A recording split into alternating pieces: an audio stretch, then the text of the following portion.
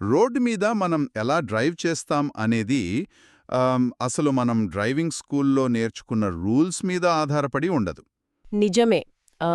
ఇది వినలానికి కొద్దిగా వింతగా ఉన్నా కూడా ఇది ప్యూర్లీ సైంటిఫిక్లీ బ్యాక్డ్ ఫ్యాక్ట్.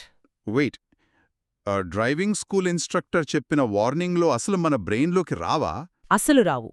ఎందుకంటే మనం చిన్నప్పుడు అంటే అసలు మాటలు కూడా సరిగ్గా రాని వయసులో మన కళ్ల ముందు జరిగిన విషయాలు, మనం రోడ్డు మీద అబ్జర్వ్ చేసిన పనులు మాత్రమే మన డ్రైవింగ్ స్టైల్ని డిసైడ్ చేస్తాయి. ఓ వావ్! అందుకే ఈరోజు మనం చేసే ఈ ఇన్డెప్త్ అనాలిసిస్లో హర్ ఘర్ సే ఏక్ సైనిక్ అనే ఒక అద్భుతమైన బుక్ నుంచి స్పెసిఫిక్గా చాప్టర్ 7 గురించి మాట్లాడుకుందాం. అవును, ఆ చాప్టర్ పేరు the window that closes at 14. దీని మెయిన్ మిషన్ ఏంటి అంటే రోడ్ సేఫ్టీ అనే పెద్ద ప్రాబ్లంని ఫైన్స్ లేదా పోలీస్ కంట్రోల్ అనే యూజువల్ యాంగిల్ నుంచి కాకుండా సైకాలజీ మరియు పేరెంటింగ్ యాంగిల్ నుంచి డీకోడ్ చేయడం. రైట్.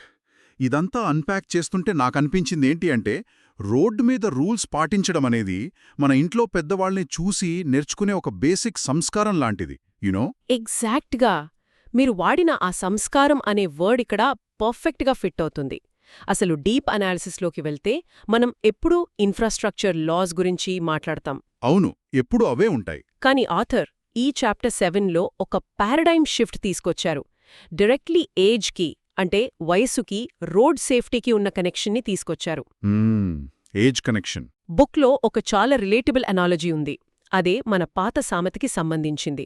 ఒక కుక్క తోకాని 14 ఏళ్లపాటు ఒక పైప్లో పెట్టి ఉంచినా ఆ పైప్ తీసేసిన వెంటనే అది మళ్లీ వంకరగానే మారిపోతుంది కదా. అవును, కుక్కతోక వంకర అంటారు. అదే, ఇది మన హ్యూమన్ హ్యాబిట్స్కి, ముఖ్యంగా మనం రోడ్ మీద ఎలా బిహేవ్ చేస్తాం అనేదానికి 100% యాప్ట్గా సరిపోతుంది అంటారు ఆథర్. ఆ ప్రావర్బ్ వినడానికి చాలా సింపుల్గా ఉన్నా దాని అండర్లయింగ్ మీనింగ్ చాలా డీప్గా ఉంది.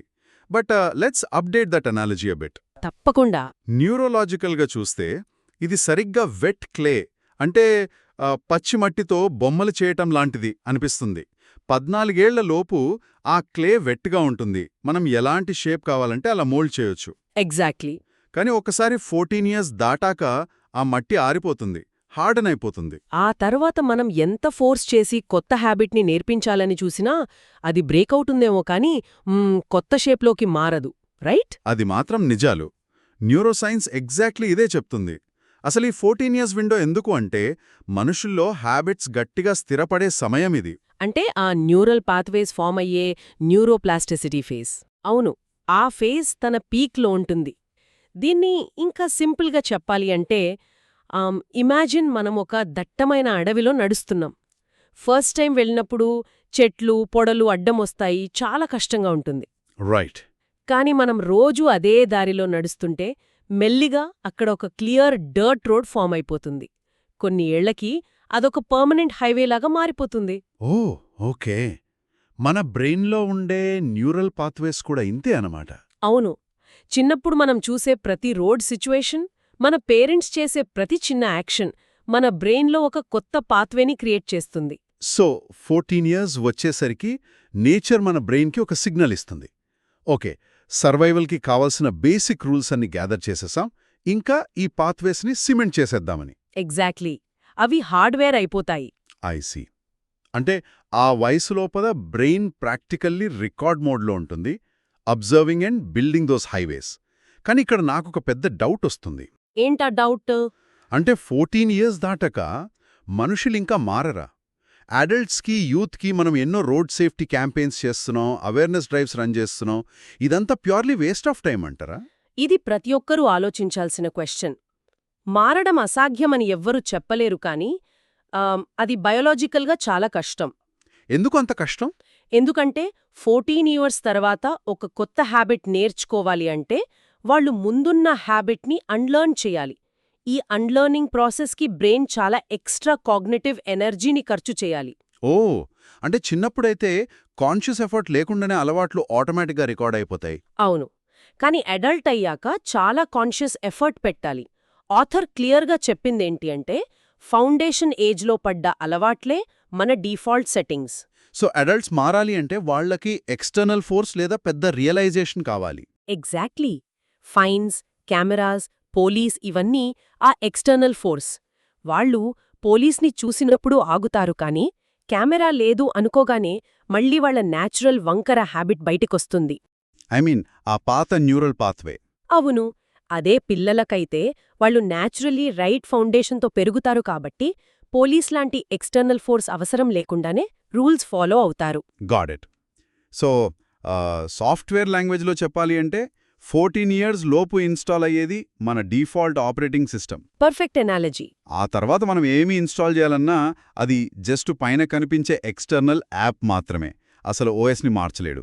సరే, ఇదంతా వింటుంటే ఒక పెద్ద మిస్సింగ్ పజిల్ పీస్ గుర్తొస్తుంది. ఏంటది? ఈ 14 years లోపు పిల్లలు ఈ డ్రైవింగ్ హ్యాబిట్స్ని అసలు ఎక్కడ నుంచి నేర్చుకుంటారు? ఎందుకంటే 14 yearsకి ఎవ్వరికీ డ్రైవింగ్ లైసెన్స్ రాదు, వాళ్ళు స్టీరింగ్ అసలే పట్టుకోరు. నిజమే. మరి ఈ న్యూరల్ పాత్వేస్ కోడింగ్ అంతా ఎక్కడ జరుగుతోంది? అదే నా క్వశ్చన్. దానికి ఆన్సర్ మన ముక్కుకు సూటిగా కనిపించేది, కానీ మనం ఎప్పుడూ ఆలోచించాం. వాళ్ళు ఈ అలవాట్లన్నీ నేర్చుకునేది ఇంకెక్కడో కాదు, వాళ్ళ పేరెంట్స్ నడుపుతున్న కార్ లేదా బైక్ బ్యాక్ సీట్ నుంచి. వెయిట్, బ్యాక్ సీట్ నుంచా? అవును. చాప్టర్ 7లో the back seat is the real classroom అని చాలా గట్టిగా పాయింటౌట్ చేశారు. డ్రైవింగ్ అనేది పెద్ద పెద్ద మాటల ద్వారా నేర్చుకునే విషయం కాదు. సో ఇది ప్యూర్లీ అబ్జర్వేషన్ ద్వారా నేర్చుకునేదంటారు. ఎగ్జాక్ట్గా. ఒక పిల్లాడు వెనకాల సీట్లో కూర్చుని 6 ఏళ్ల వయసు నుంచి 14 ఏళ్ల వయసు వరకు లక్షల కిలోమీటర్లు అబ్జర్వ్ చేస్తాడు. తన తండ్రి లేదా తల్లి ఎలా డ్రైవ్ చేస్తున్నారో సైలెన్స్గా మైండ్లో ఎక్కిపోతుంది. ఐ హ్యావ్ టు అడ్మిట్, నేను ఎప్పుడూ ఈ యాంగిల్లో ఆలోచించలేదు. నేను డ్రైవ్ చేస్తున్నప్పుడు నా పిల్లలు వెనకా సీట్లో ఉన్నారు, వాళ్ళని సేఫ్గా తీసుకెళ్తున్నాను, అది చాలు అనుకునేవాణ్ణి. చాలామంది అంతే అనుకుంటారు. వాళ్ళు ఆటల్లో ఉన్నారు లేదా నిద్రపోతున్నారు అని లైక్ తీసుకుంటాం, కానీ వాళ్ళ బ్రెయిన్ కంటిన్యూస్గా మనం చేస్తున్న పనుల్ని డేటాలాగా రికార్డ్ చేస్తూనే ఉంటుందన్నమాట. అబ్సల్యూట్లీ. వాళ్ళు ప్రతి చిన్న డీటెయిల్ని పికప్ చేస్తుంటారు. ఎంజిన్ స్టార్ట్ చెయ్యకముందే పేరెంట్స్ సీట్ బెల్ట్ పెట్టుకుంటున్నారా, లేదా కార్ మూవ్ అయ్యాక వార్నింగ్ సౌండ్ వచ్చాక గబగబా పెట్టుకుంటున్నారా? ఓ వావ్, ప్రతి చిన్న విషయమా? అవును. ఒక చిన్న షార్ట్ డిస్టెన్స్కి, అంటే ఇంటి నుంచి దగ్గరున్న పార్కుకి వెళ్లేప్పుడు హెల్మెట్ వాడుతున్నారా, లేదా ఏం కాదులే దగ్గరే కదా అని వదిలేసి వెళ్తున్నారా? ఇవన్నీ పిల్లల బ్రెయిన్లో పర్మనెంట్గా ప్రింట్ అయిపోతాయి. అంటే తండ్రి ఇంటెన్షన్ వాళ్ళకి తెలీదు, యాక్షన్ మాత్రమే రికార్డ్ అవుతుంది. ఎగ్జాక్ట్గా. ఫర్ ఎగ్జాంపుల్, ఒక తండ్రి షార్ట్ ట్రిప్కి సీట్ బెల్ట్ పెట్టుకోలేదనుకోండి, తన ఇంటెన్షన్ వేరుండొచ్చు. ట్రాఫిక్ లేదు, టైం తక్కువ, ఇక్కడే కదా అని. కానీ 15 years తర్వాత ఆ పిల్లాడు డ్రైవింగ్ సీట్లోకొచ్చినప్పుడు కూడా ఎగ్జాక్ట్గా అదే చేస్తాడు. అవును. ఎందుకంటే తండ్రి మైండ్లో ఉన్న కాంటెక్స్ట్ పిల్లాడికి పిలీదు. వాడు చూసేది కేవలం యాక్షన్ మాత్రమే. చిన్న దూరాలకి సీట్ బెల్ట్ అవసరం లేదు అనే ఓఎస్ వాడి బ్రెయిన్లో రన్ అయిపోతుంది. This is exactly what I mean by a silent software update. మనం పేరెంట్స్గా క్యాజువల్గా డ్రైవ్ చేస్తున్నామో అనుకుంటాం, కానీ మన యాక్షన్ వల్లకి ఒక లైఫ్ లాంగ్ ఇన్స్ట్రక్షన్ అయిపోతుంది. నిజమే. బట్ ఇక్కడ బుక్లో ఇంకో పాయింట్ నన్ను బాగా ఆకట్టుకుంది. అకంపనీయింగ్ వర్సెస్ సూపర్వైజింగ్. నేను దాన్ని చదివినప్పుడు నేనెప్పుడో అకంపనీయింగ్ మాత్రమే చేస్తున్నాను అని రియలైజ్ అయ్యాను. చాలామంది పేరెంట్స్ రిలేట్ అయ్యే పాయింట్ అదే. Let's break this down for the audience. అకంపనీయింగ్కి సూపర్వైజింగ్కి అసలు ప్రాక్టికల్ డిఫరెన్స్ ఏంటి? ఇది చాలా క్రూషియల్ పాయింట్. పిల్లలతో పాటు కారులో తోడుగా ఉండటం వేరు, పిల్లలని రోడ్ ఎన్వైరన్మెంట్కి పర్యవేక్షించటం లేదా సూపర్వైజ్ చేయడం వేరు. ఓకే, అకంపనీయింగ్ అంటే ఫిజికల్గా అక్కడున్నాం కానీ యాక్టివ్గా సిచ్యువేషన్ని హ్యాండిల్ చేయట్లేదు. అవును. పిల్లలిది చూసి డ్రైవింగ్ అప్పుడు ట్రాఫిక్ ఆగితే ఫోన్ వాడుకోవచ్చు అనే పాత్వే ఫామ్ చేసుకుంటారు. రైట్, నేను చాలాసార్లు ఇదే చేస్తుంటాను. సిగ్నల్ రెడ్ పడగానే అన్కాన్షియస్గా ఫోన్లోకి చేయి వెళ్ళిపోతుంది. Exactly. And that's dangerous observation material for kids. అలా కాకుండా సూపర్వైజ్ చేయడమంటే ఫోన్ పక్కన పెట్టి పిల్లలతో యాక్టివ్గా మాట్లాడటం. ఎగ్జాంపుల్ చెప్తారా? ఒక చిన్న సిచ్యువేషన్ తీసుకుని. షూర్. మనం ఇక్కడ సిగ్నల్ లేకపోయినా ఎందుకు స్లో అయ్యాము అంటే మన బ్లైండ్ స్పాట్ నుంచి ఒక సైకిల్ వచ్చే ఛాన్స్ ఉంది, సో కేర్ఫుల్గా వెళ్ళాలి అని ఒక 30 seconds పాటు రీజన్ ఎక్స్ప్లెయిన్ చేశామనుకోండి. ఓ, అది సూపర్వైజింగ్. ఇది వాళ్లకొక లైవ్ ప్రాక్టికల్ క్లాస్ లాంటిది. బ్లైండ్ స్పాట్ ఉంటుంది, సో స్లో అవ్వాలి అనే రిస్క్ అసెస్మెంట్ పాత్వే బిల్డ్ అవుతుంది. బ్యూటిఫుల్. అంటే మనం రోడ్ మీద జరిగే సిచ్యువేషన్స్ని వాళ్ళకి నెరేట్ చేయాలి. జస్ట్ రూల్స్ పాటించు అని ఆడ్లు వేయడం కంటే అలా చేయడం వల్ల రూల్స్ వెనుకున్న రీజన్స్ తెలుస్తాయి. ఎగ్జాక్ట్గా వాళ్ళ ఓన్ ఇంటర్నల్ కంపస్ తయారవుతుంది. సో బ్యాక్ సీట్ నుంచి పిల్లలు మన బ్యాడ్ హ్యాబిట్స్ అండ్ గుడ్ హ్యాబిట్స్ని ఎంత త్వరగా క్యాచ్ చేస్తున్నారో చూశాం. ఇక్కడ నుంచి బుక్ ఇంకొక ఇంట్రెస్టింగ్ షిఫ్ట్ తీసుకుంటుంది. అవును, రివర్స్ మానిటరింగ్. మరి ఈ 14 years లోపు పిల్లలు ఈ అలవాట్లను అబ్జర్వ్ చేస్తున్నారు కదా, వాళ్ళు మంచి అలవాట్లను వాళ్లే తిరిగి ఇంట్లో పెద్దవాళ్ళకి నేర్పించే ఛాన్స్ కూడా ఉందా? As in, can the kids become the teachers? 100% possible. దీన్నే ఆథర్ చాలా అద్భుతంగా రివర్స్ మానిటరింగ్ అని పిలిచారు. అసలు తన దృష్టిలో పిల్లలే ఈ రోడ్ సేఫ్టీకి నిజమైన బ్రాండ్ అంబాసిడర్స్. బ్రాండ్ అంబాసిడర్సా? అవును, ఆలోచించండి. ఒక ట్రాఫిక్ పోలీస్ లేదా ఒక పెద్ద గవర్నమెంట్ క్యాంపెయిన్ చేయలేని పని మనం ₹1 ఖర్చు లేకుండా మన ఇంట్లో ఉన్న చిన్న పిల్లలు చేయగలరు. ఎందుకంటే పోలీస్ చాలా ఫార్మల్ కాబట్టి. అవును, వాళ్ళు చెప్తే ఫైన్స్ వల్ల భయం వస్తుంది. భయం ఉన్నంతసేపు మనం రూల్స్ పాటిస్తాం. పోలీస్ కార్నర్ తిరిగిపోగానే మళ్ళీ రూల్స్ బ్రేక్ చేస్తాం. కానీ అదే ఓన్ పిల్లలు వెనక నుంచి చెబితే అందులో ఒక పెద్ద బాధ్యత ఉంటుంది. Makes complete sense. నిజమే. ఒక పోలీస్ ఆఫీసర్ సీట్ బెల్ట్ పెట్టుకో అంటే అది రూల్. కానీ మన 5-year కూతురు వచ్చి నన్నా సీట్ బెల్ట్ పెట్టుకో అని అడిగితే అది సేఫ్గా ఇంటికి రావాలి నన్నా, నువ్వు నాకు కావాలి అని ఇమోషన్. దాన్ని బ్రేక్ చేయడం చాలా కష్టం. కానీ ఈ రివర్స్ మానిటరింగ్ సక్సెస్ అవ్వాలి అంటే అంత సింపుల్ కాదు. ఓ, ఇంకేం కావాలి దీనికి? బుక్లో ముఖ్యమైన 3 పిల్లర్స్ అవసరం అని చెప్పారు: language, permission and reinforcement. Let's dig in to each of these. First the language. ఎందుకు అసలు ఇది ఒక సెపరేట్ పిల్లర్గా పెట్టారు? లాంగ్వేజ్ ఎందుకు పెద్ద పిల్లర్ అంటే, పిల్లలకి పెద్దవాళ్లతో మాట్లాడటానికి సింపుల్ నాన్ కాన్ఫ్రంటేషనల్ ఫ్రేజెస్ నేర్పించాలి. అంటే ఎలాంటి వర్డ్స్? నన్నా స్లోగా వెళ్ళండి, అమ్మా సీట్ బెల్ట్ పెట్టుకోండి, ఫోన్ పక్కన పెట్టండి లాంటి సింపుల్ వర్డ్స్ వాళ్ళకి నోరు తిరిగేలాగా నేర్పించాలి. వాళ్ళని లాయర్స్ లాగా మార్చేసి మోటార్ వెహికల్ యాక్ట్ సెక్షన్ ప్రకారం సీట్ బెల్ట్ పెట్టుకోవాలి అని చెప్పే లెవెల్కి ఫోర్స్ చేయకూడదు, right? Exactly. Just simple vocal cues. అవి డైరెక్ట్గా ఇన్నసెంట్గా ఉండాలి. I like that. Short and clear. Second pillar the permission. ఇక్కడ నాకు పక్కా ఒక ప్రాక్టికల్ డౌట్ వస్తుంది, స్పెషలీ మన ఇండియన్ కాంటెక్స్లో. ఏమైంది? మీరు పర్మిషన్ అన్నారు అంటే పెద్దవాళ్ళని తప్పుపట్టే స్వేచ్ఛ పిల్లలకివ్వడం. కానీ మన తెలుగు ఇళ్లల్లో జనరలీ సౌత్ ఇండియన్ ఫ్యామిలీస్లో పెద్దవాళ్ళు అంటే ఒక స్పెసిఫిక్ రెస్పెక్ట్ ఇంకా అథారిటీ ఉంటుంది. అవును, అది కామనే. ఒక 5 ఏళ్ల పిల్లాడు వచ్చి, నానా నువ్వు కారులో ఫోన్ మాట్లాడుతున్నావు, ఇది చాలా తప్పు అని పాయింట్అవుట్ చేస్తే ఇంట్లో ఎప్పుడూ అథారిటీ చాలాయించే ఒక తండ్రి ఈగో పక్కన పెట్టి వింటారా? చాలా వరకు వినరు. అదే కదా, నిన్నక మొన్న పుట్టిన వీడు నాకు డ్రైవింగ్ నేర్పుతున్నాడా, నీ పని నువ్వు చూసుకో అని విసురుకునే ఛాన్సెసే ఎక్కువ కదా. ఈ ఈగో అనేది చాలా పెద్ద బ్యారియర్ ఇక్కడ. రేస్ చేసిన పాయింట్ చాలా రియలిస్టిక్. ఎస్, షురూలో ఈగో ఖచ్చితంగా ట్రిగర్ అవుతుంది. నా ఎక్స్పీరియన్స్ ఎంత, వేడి వయసెంత, నన్ను పాయింట్అవుట్ చేస్తున్నాడా అనే థాట్ న్యాచురల్గా వస్తుంది. మరి దీన్ని ఎలా దాటాలి? ఇక్కడ పిల్లల దగ్గర ఒక సైకాలజీ బ్రహ్మాస్త్రం ఉంటుంది. అదే పర్సిస్టెన్స్, అంటే పట్టు వదలనితనం. మొదటి రోజు విసురుకోవచ్చు, రెండో రోజు పేరెంట్కి కోపం రావచ్చు. కాని పిల్లలు వాళ్ళు చెప్పేది రైట్ అని నమ్మితే రోజూ అడుగుతూనే ఉంటారు. ఎగ్జాక్ట్గా. వాళ్లకి ఈగో భయం ఉండవు. వాళ్ళు ఇన్నోసెంట్గా నువ్వు సేఫ్గా రావాలినన్నా అని ఇంటెన్షన్తో అడుగుతున్నారు అని ఆ తండ్రికి అర్థమయ్యే మోమెంట్ ఒకటొస్తుంది. ఈ వరల్డ్లో పిల్లల పర్సిస్టెన్స్ ముందు ఎలాంటి ఈగో అయినా తలవంచాల్సిందే అంటారు. అవును, అందుకే ఆథర్ పర్మిషన్ చాలా ఇంపార్టెంట్ అంటారు. పిల్లలు క్వశ్చన్ చేస్తే వాళ్లని ఆపకూడదు, వాళ్లకి ఆ ఫ్రీ ఎన్వైరన్మెంట్, ఆ పర్మిషన్ ఇవ్వాలి. నిజమే, ఆ ఇన్నోసెంట్ పర్సిస్టెన్స్ ముందు సరెండర్ అవ్వక తప్పదు. అండ్ మూడవ పిల్లర్ రీఎన్ఫోర్స్మెంట్. ఐ థింక్ ఇది మోస్ట్ క్రూషియల్. ఎందుకంటే పిల్లలు అడిగినప్పుడు మనమిచ్చే రెస్పాన్స్ వాళ్ల కాన్ఫిడెన్స్ని బిల్డ్ చేస్తుంది లేదా బ్రేక్ చేస్తుంది. ఎగ్జాక్ట్గా.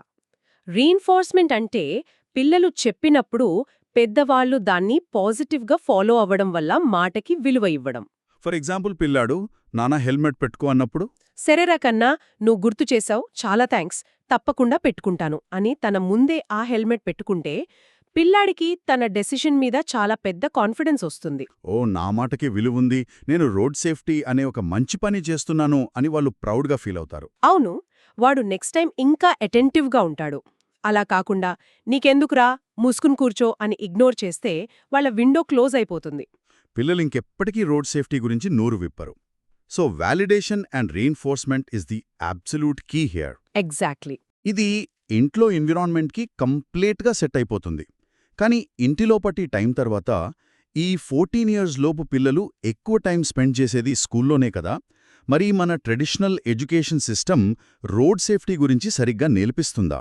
ఇక్కడే మన స్కూల్స్ చాలా పెద్ద ఆపర్చునిటీని మిస్ అవుతున్నాయని బుక్ హైలైట్ చేస్తుంది. స్కూల్స్లో రోడ్ సేఫ్టీని ఇంకో సబ్జెక్ట్ లాగా లేదా సివిక్స్లో ఒక బోరింగ్ చాప్టర్ లాగా ఇస్తున్నారు. అంటే ప్రింటెడ్ వర్క్షీట్స్ ఇవ్వడం, ట్రాఫిక్ సైన్స్ బోర్డ్ మీద గీసి బైహార్ట్ చేయించడం లాంటి పనులా? అవును, దీనివల్ల అసలు ఎలాంటి న్యూరోలాజికల్ ఉపయోగం లేదు.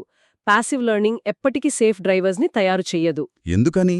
అసలు బేసిక్ నాలెడ్జ్గా ట్రాఫిక్ సైన్స్ తెలియడం కూడా ఇంపార్టెంటే కదా. ఒక వర్క్షీట్లో నేర్పించమని ఎందుకు అసలు ఆథర్ అంత కంప్లీట్గా డిస్మిస్ చేస్తున్నారు? నాలెడ్జ్ ఇంపార్టెంటే, కానీ పేపర్ మీదున్న థియోరిటికల్ నాలెడ్జ్కి రియల్ రోడ్ మీద ఉండే కెయాటిక్ రియాలిటీకి చాలా పెద్ద గ్యాప్ ఉంటుంది. ఎలా? ఆలోచించండి.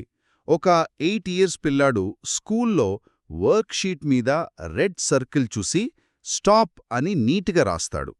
టీచర్ దగ్గర గుడ్ మార్క్స్ తెచ్చుకుంటాడు. ఓకే, బావుంది. కాని సాయంత్రం బయటకొచ్చి తండ్రి కారులో కూర్చున్నప్పుడు ఆ తండ్రి ట్రాఫిక్ సిగ్నల్ రెడ్ పడినా కూడా తొందరగా వెళ్ళిపోవాలి అని సిగ్నల్ జంప్ చేస్తాడు. అప్పుడు పిల్లాడి బ్రెయిన్లో ఏమవుతుంది? ఓ, అబ్జర్వ్ చేసిన రియాలిటీ ఎప్పుడూ ప్రింట్ చేసిన రూల్స్ని డామినేట్ చేస్తోంది. ఎగ్జాక్ట్గా. పిల్లాడి బ్రెయిన్ ఆ మార్క్స్ తెచ్చుకున్న వర్క్షీట్ని వెంటనే డిస్కార్డ్ చేసేసి తన సర్వైవల్ కోసం తన తండ్రి చేసిన యాక్షన్నే రూల్లాగా ఫిక్స్ అయిపోతుంది. రెడ్ సిగ్నల్లో కూడా ట్రాఫిక్ లేకపోతే వెళ్ళిపోవచ్చు. అదే వాడి న్యూరల్ పాత్వే అనమాట. అవును. అందుకే కన్వెన్షనల్ స్కూల్ ఎడ్యుకేషన్ ఆ ప్రింటెడ్ వర్క్షీట్స్ కంప్లీట్లీ ఫెయిల్ అవుతున్నాయి. ఇది ఎంత లాజికల్లా ఉందంటే ఇది ఎగ్జాక్ట్గా మన పిల్లలకి సైకిల్ తొక్కడం నేర్పించే విధానం లాంటిది. సైకిల్ ఎనాలజీ చాలా కరెక్ట్ ఇక్కడ. సైకిల్ ఎలా తొక్కాలి, బ్యాలెన్స్ ఎలా చెయ్యాలి అని ఒక 100 పేజీల బుక్ చదివితే సైకిల్ రావడం అసాధ్యం. రోడ్ మీదికి వెళ్ళి పెడల్ మీద కాలు పెట్టి బ్యాలెన్స్ తప్పి ప్రాక్టికల్గా చేస్తేనే వస్తుంది. నిజమే. మరి ఈ రోడ్ సేఫ్టీని పిల్లలకి ప్రాక్టికల్గా ఎలా నేర్పించాలి? స్కూల్స్లో అందర్నీ రోడ్ మీదకి తీసుకెళ్లి రియల్ ట్రాఫిక్లో అయితే వదలలేం గదా. కరెక్ట్. అలాంటి లైవ్ ఎక్స్పోజర్ ఇవ్వలేం కాబట్టే దీన్ని మార్చడానికి హెచ్ఎన్ ఫౌండేషన్ వారు ఒక బ్రిలియంట్ సొల్యూషన్తో వస్తున్నారు. ఏం చేస్తున్నారు వాళ్ళు? వాళ్ళు స్కూల్స్లో కంప్యూటర్ ల్యాబ్స్ కోసం ఒక ఇంటరాక్టివ్ గేమ్ బేస్డ్ ప్రోగ్రామ్ని డెవలప్ చేస్తున్నారు. సైకాలజీ ప్రకారం పిల్లలకి ఎప్పుడైనా సరే యాక్టివ్ లెర్నింగ్ ఈజ్ పవర్ఫుల్. అంటే ఆటల ద్వారా త్రూ ప్లే నేర్పించింది చాలా ఈజీగా డీప్లీ హార్డ్వేర్ అవుతుంది. అవును. ఈ గేమిఫైడ్ ప్రోగ్రాంలో పిల్లలు జస్ట్ స్క్రీన్ చూసి చదవడం కాకుండా ఆ గేమ్లో స్పెసిఫిక్ రోడ్ సినారియోస్కి డెసిషన్స్ తీసుకుంటారు. చాయిసెస్ ఉంటాయా అందులో?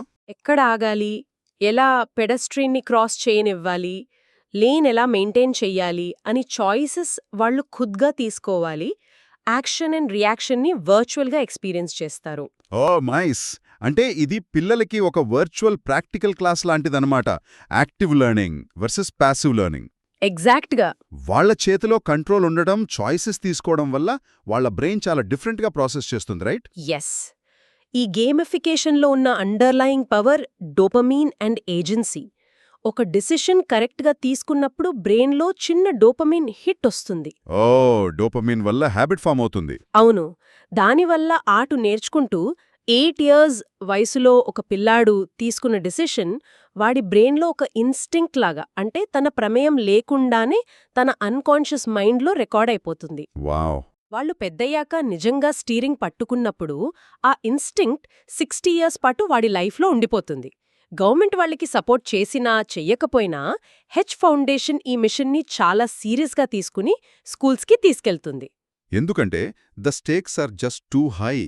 పేపర్ మీద రాస్తే కొన్ని రోజుల్లో గుర్తుండదు. ఆటల్లో ఎక్స్పీరియన్స్ చేస్తే అది వాడి పర్సనాలిటీలో ఒక భాగమైపోతుంది. అబ్సల్యూట్లీ. సో బిగర్ పిక్చర్ చూస్తే రోడ్ సేఫ్టీని ఒక సబ్జెక్ట్ లాగా చూడకుండా పిల్లల బ్రెయిన్ డెవలప్మెంట్ లాగా చూడాలి. వాళ్ళకి జస్ట్ బుక్స్ ద్వారా కాకుండా ఇంట్లో మన యాక్షన్స్ ద్వారా అకంపెనీ చేయడం కంటే సూపర్వైజ్ చేయడం నేర్పించాలి. ఇంకా స్కూల్స్లో ఇంటరాక్టివ్ సిమ్యులేషన్స్ ద్వారా కరెక్ట్ న్యూరల్ పాత్వేస్ ఫామ్ చేయాలి. ఈ చాప్టర్ వింటూ ఉన్న ప్రతి ఒక్కరికి అసలు రోడ్ సేఫ్టీ మీద ఒక కొత్త లెన్స్ దొరికి ఉంటుంది అని నేను నమ్ముతున్నాను. డెఫినెట్గా. బుక్ మొత్తంలో ఆథర్ ఈ చాప్టర్ 7 మీద ఎంత ఫోకస్ పెట్టడానికి ముఖ్య కారణం ఇదే. ప్రాబ్లమ్స్ గురించి అందరూ ఈజీగా మాట్లాడతారు, ఫైన్స్ పెంచాలి, హెవీ లాస్ మార్చాలి అని. టీవీ డిబేట్స్ చేస్తుంటారు, కానీ అసలు ప్రాబ్లం ఎక్కడ స్టార్ట్ అవుతోంది? ఆ 14 ఇయర్స్ విండో క్లోజ్ అయ్యే లోపు బ్యాక్ సీట్లో ఉన్న పిల్లల బ్రెయిన్లో ఎలాంటి ఇంప్రెషన్స్ పడుతున్నాయనేదే మెయిన్ రూట్ కాజ్. అది అడ్రస్ చేయకుండా మనం ఎన్ని స్ట్రిక్ట్ లాస్ పెట్టినా అదంతా బ్యాండెడ్ సొల్యూషన్ మాత్రమే. రూట్ లెవెల్లో మార్పు రావాలి అంటే it starts from the back seat. Exactly. Okay, let's wrap this up. ఈ డీప్ డైవ్లో మాట్లాడుకున్న డీప్ కాన్సెప్ట్స్ని సమరైజ్ చేసుకుంటే మనం ఎప్పుడో చదువుకున్న సామెతల ఆ 14 ఏళ్ల వయసు రాగానే ఆ హ్యాబిట్స్ అనే పైప్ తీసేస్తారు. బ్రెయిన్ హార్డ్వైర్ అయిపోతుంది. ఆ తర్వాత మనం ఎంత ఫోర్స్ చేసినా వాళ్ళ బేసిక్ అలవాట్లను మార్చలేము. కాబట్టి ఆ న్యూరోప్లాస్టిసిటీ విండో ఓపెన్గా ఉన్నప్పుడే, పిల్లలు మన కార్ లేదా బైక్ బ్యాక్ సీట్లో అబ్జర్వేషన్ మోడ్లో ఉన్నప్పుడే సరైన కోడింగ్ ఇవ్వాలి. రైట్. అండ్ ఇంపార్టెంట్గా పిల్లలు మన బ్యాడ్ హ్యాబిట్స్ క్యాచ్ చేయడమే కాకుండా మనల్ని రివర్స్లో క్వశ్చన్ చేసే లాంగ్వేజ్, పర్మిషన్, ఇంకా మనమిచ్చే ప్రాపర్ రీఇన్ఫోర్స్మెంట్ ద్వారా వాళ్లే మన ఇంటికి బెస్ట్ సేఫ్టీ బ్రాండ్ అంబాసిడర్స్గా మారుతారు. ఇంకా ఎడ్యుకేషన్ వరకు వస్తే ప్యాసివ్గా బైహార్ట్ చెప్పించే వర్క్షీట్స్ కంటే హెచ్ ఫౌండేషన్ లాంటి వాళ్లు తీసుకొస్తున్న యాక్టివ్, గేమిఫైడ్ సిమ్యులేషన్స్ వాళ్లకి బెటర్ లైఫ్ లాంగ్ సేఫ్టీ ఇన్స్టింక్ట్స్ని ఇస్తాయి. No doubt about it. ఇక ముగించే ముందు ఒక ఫైనల్ ప్రొవకేటివ్ థాట్ వదిలేస్తున్నాను. రేపు పొద్దున్న ఆఫీస్కి వెళ్లడానికో లేదా పిల్లలని స్కూల్లో డ్రాప్ చేయడానికో కార్ డోర్ ఓపెన్ చేసి లేదా బైక్ స్టార్ట్ చేసినప్పుడు ఒక్క క్షణం ఆలోచించండి. మీరు డ్రైవ్ చేస్తున్న ఆ 10 నిమిషాల్లో మీ పిల్లడి బ్రెయిన్లో ఎలాంటి సాఫ్ట్వేర్ని సైలెంట్గా ఇన్స్టాల్ చేస్తున్నారు? ఎగ్జాక్ట్లీ. తెలియకుండానే నాకు తొందర ఉంటే రూల్స్ బ్రేక్ చేయొచ్చు అనే కరప్ట్ పర్మిషన్స్ ఇస్తున్నారా, లేదా సేఫ్టీ అనే కవచమిస్తున్నారా? నెక్స్ట్ టైం స్టీరింగ్ పట్టుకున్నప్పుడు ఏ థాట్ పక్కా మైండ్లో రన్ అవ్వాల్సిందే. ఎందుకంటే రోడ్ మీద మన సేఫ్టీకి, మన నెక్స్ట్ జనరేషన్ సేఫ్టీకి బెస్ట్ బ్రాండ్ అంబాసిడర్స్ యూనిఫామ్లో ఉన్న పోలీస్ వాళ్లు కాదు. మన ఇంట్లో మన వెనక కూర్చున్న మన పిల్లలే. వాళ్ల సైలెంట్ అబ్జర్వేషనే మన ఫ్యూచర్ సేఫ్టీ. ఈ థాట్తో ఈరోజు అనాలిసిస్ ముగిద్దాం. Have a safe drive, safely supervise.